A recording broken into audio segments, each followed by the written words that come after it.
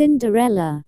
Once there was a gentleman who married, for his second wife, the proudest and most haughty woman that was ever seen.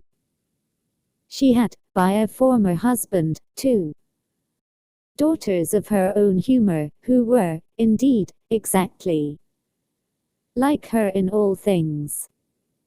He had likewise, by another wife, a young daughter, but of unparalleled goodness and sweetness of temper, which she took from her mother, who was the best creature in the world.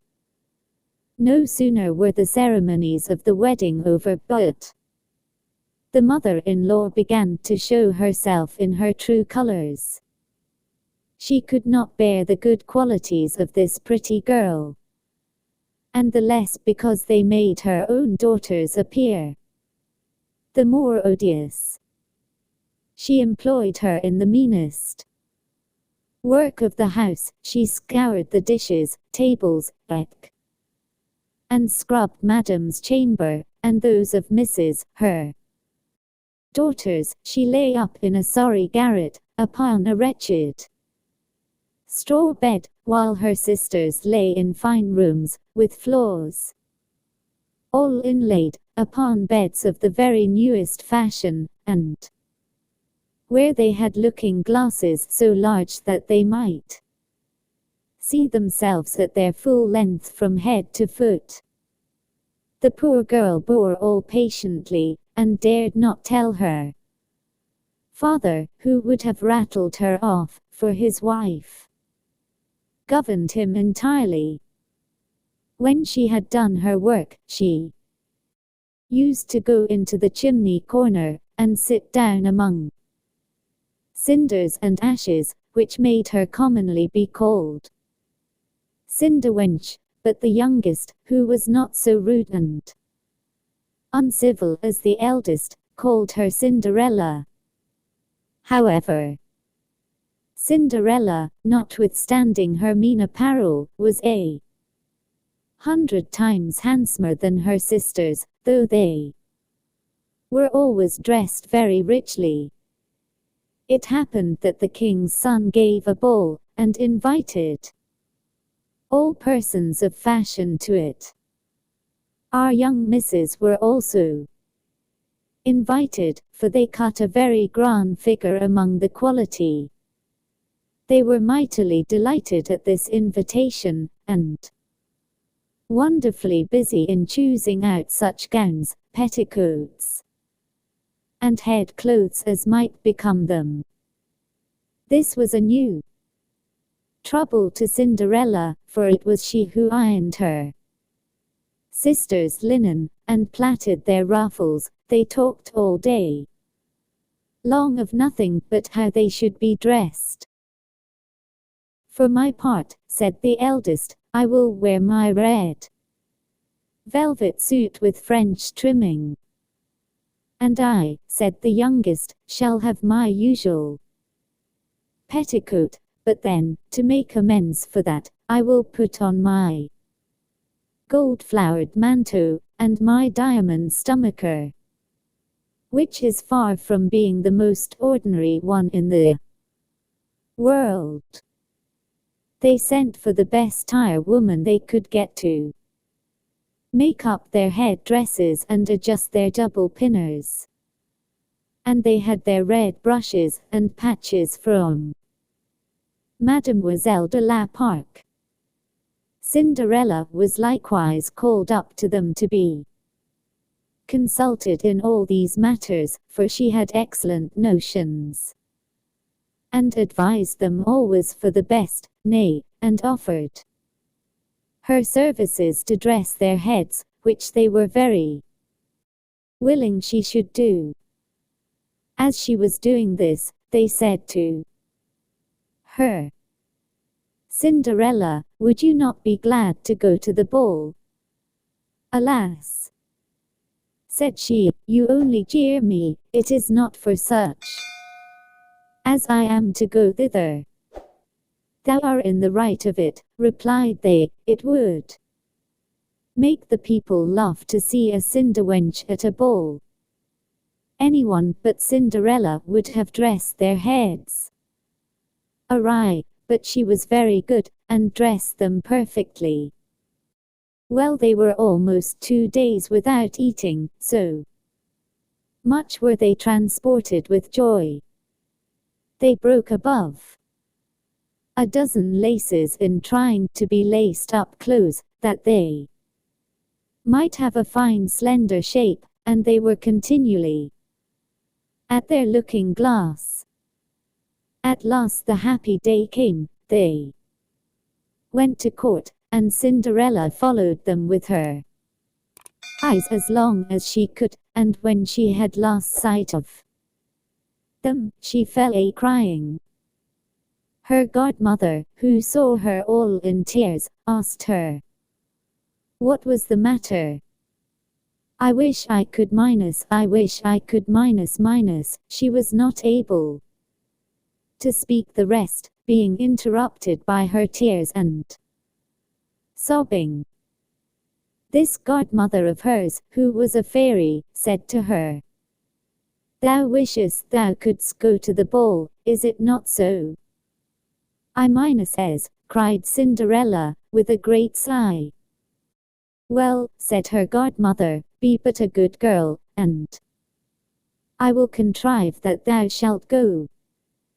Then she took her into her chamber, and said to her, "Run into the garden, and bring me a pumpkin." Cinderella went immediately to gather the finest she could get, and brought it to her godmother, not being able to imagine how this pumpkin could make her go to the ball.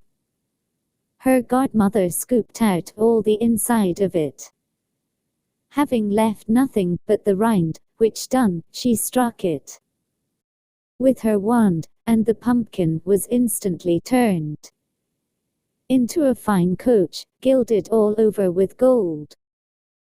She then went to look into her mouse trap, where she found 6 mice, all alive, and ordered Cinderella to lift up a little the trapdoor, when, giving each mouse, as it went out, a little tap with her wand, the mouse was that moment turned into a fine horse, which altogether made a very fine set of 6 horses of a beautiful mouse-colored dapple grey. Being at a loss for a coachman, "I will go and see," says Cinderella, "if there is never a rat in the rat trap we may make a coachman of him." "Thou are in the right," replied her godmother, "go and look." Cinderella brought the trap to her, and in it there were 3 huge rats. The fairy made choice of one of the 3 which had the largest beard, and, having touched him with her wand, he was turned into a fat, jolly coachman, who had the smartest whiskers eyes ever beheld. After that, she said to her, "Go again into the garden, and you will find 6 lizards behind the watering pot, bring them to me." She had no sooner done so but her godmother turned them into 6 footmen, who skipped up immediately behind the coach, with their liveries all bedaubed with gold and silver, and clung as close behind each other, as if they had done nothing else their whole lives. The fairy then said to Cinderella, "Well, you see here an equipage fit to go to the ball with. Are you not pleased with it?" "Oh, yes," cried she, "but must I go thither as I am, in these nasty rags?" Her godmother only just touched her with her wand, and, at the same instant, her clothes were turned into cloth of gold and silver, all beset with jewels.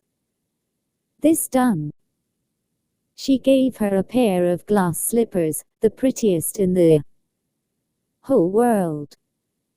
Being thus decked out, she got up into her coach, but her godmother, above all things, commanded her not to stay till after midnight, telling her, at the same time, that if she stayed one moment longer, the coach would be a pumpkin again, her horses mice, her coachman a rat, her footmen lizards, and her clothes become just as they were before.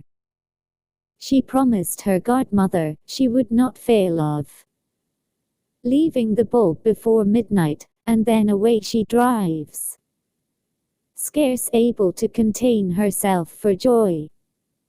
The king's son, who was told that a great princess, whom nobody knew, was come, ran out to receive her. He gave her his hand as she alighted out of the coach, and led her into the ball. Among all the company, there was immediately a profound silence. They left off dancing, and the violins ceased to play, so attentive was everyone to contemplate the singular beauties of the unknown newcomer. Nothing was then heard but a confused noise of "Hi! How handsome she is! Hi! How handsome she is!" The king himself, old as he was, could not help watching her, and telling the queen softly that it was a long time since he had seen so beautiful and lovely a creature. All the ladies were busied in considering her clothes and headdress, that they might have some made next day after the same pattern, provided they could meet with such fine material and as able hands to make them. The king's son conducted her to the most honorable seat, and afterward took her out to dance with him. She danced so very gracefully that they all more and more admired her. A fine collation was served up, whereof the young prince ate not a morsel, so intently was he busied in gazing on her. She went and sat down by her sisters, showing them 1,000 civilities, giving them part of the oranges and citrons which the prince had presented her with, which very much surprised them, for they did not know her. While Cinderella was thus amusing her sisters, she heard the clock strike 11 3/4, whereupon she immediately made a courtesy to the company and hasted away as fast as she could. When she got home she ran to seek out her godmother, and, after having thanked her, she said she could not but heartily wished she might go next day to the ball, because the king's son had desired her. As she was eagerly telling her godmother whatever had passed at the ball, her two sisters knocked at the door, which Cinderella ran and opened. "How long you have stayed!" cried she, gaping, rubbing her eyes and stretching herself as if she had been just waked out of her sleep. She had not, however, any manner of inclination to sleep since they went from home. "If thou hadst been at the ball," said one of her sisters, "thou wouldst not have been tired with it." There came thither the finest princess, the most beautiful ever was seen with mortal eyes. She showed us 1,000 civilities, and gave us oranges and citrons. Cinderella seemed very indifferent in the matter. Indeed, she asked them the name of that princess, but they told her they did not know it, and that the king's son was very uneasy on her account and would give all the world to know who she was. At this Cinderella, smiling, replied, "She must, then, be very beautiful indeed. How happy you have been! Could not I see her? Ah, dear Miss Charlotte, do lend me your yellow suit of clothes which you wear every day." "Aye, to be sure," cried Miss Charlotte, "lend my clothes to such a dirty cinderwench as thou art. I should be a fool." Cinderella, indeed, expected well such answer, and was very glad of the refusal, for she would have been sadly put to it if her sister had lent her what she asked for. Jestingly, the next day the two sisters were at the ball, and so was Cinderella, but dressed more magnificently than before. The king's son was always by her, and never ceased his compliments and kind speeches to her, to whom all this was so far from being tiresome that she quite forgot what her godmother had recommended to her, so that she, at last, counted the clock striking 12, when she took it to be no more than 11. She then rose up and fled, as nimble as a deer. The prince followed, but could not overtake her. She left behind one of her glass slippers, which the prince took up most carefully. She got home, but quite out of breath, and in her nasty old clothes, having nothing left her of all her finery, but one of the little slippers, fellow to that she dropped. The guards at the palace gate were asked if they had not seen a princess go out, who said they had seen nobody go out, but a young girl, very meanly dressed, and who had more the air of a poor country wench than a gentlewoman. When the two sisters returned from the ball, Cinderella asked them if they had been well diverted, and if the fine lady had been there.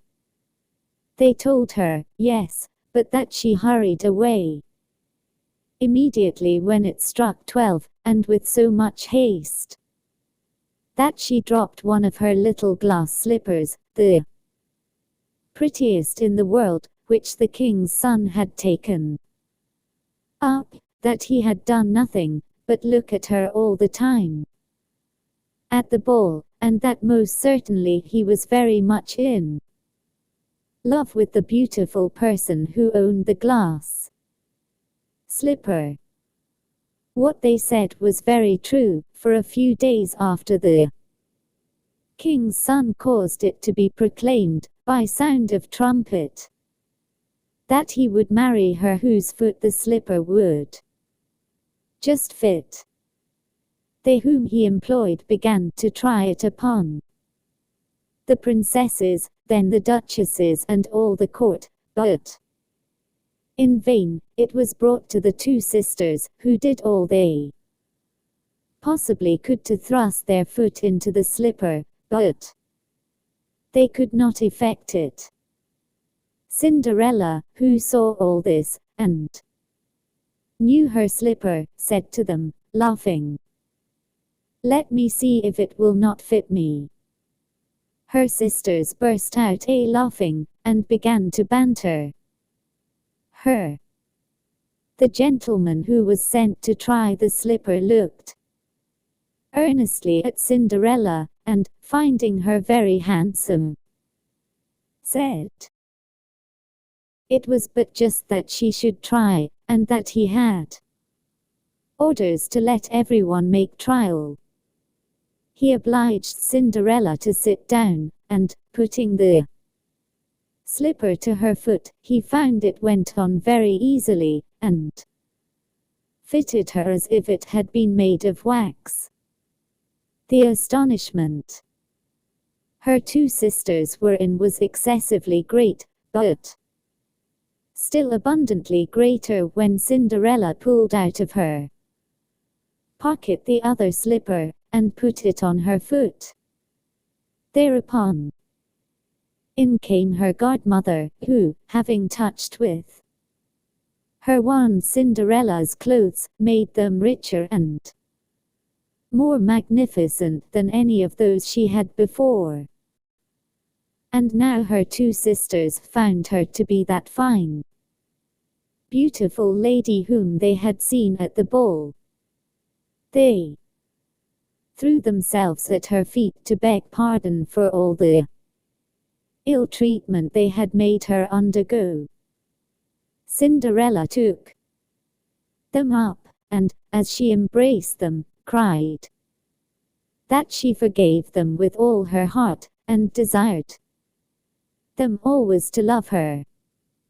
She was conducted to the young prince, dressed as she was. He thought her more charming than ever, and, a few days after, married her. Cinderella, who was no less good than beautiful, gave her two sisters lodgings in the palace, and that very same day matched them with two great lords of the court.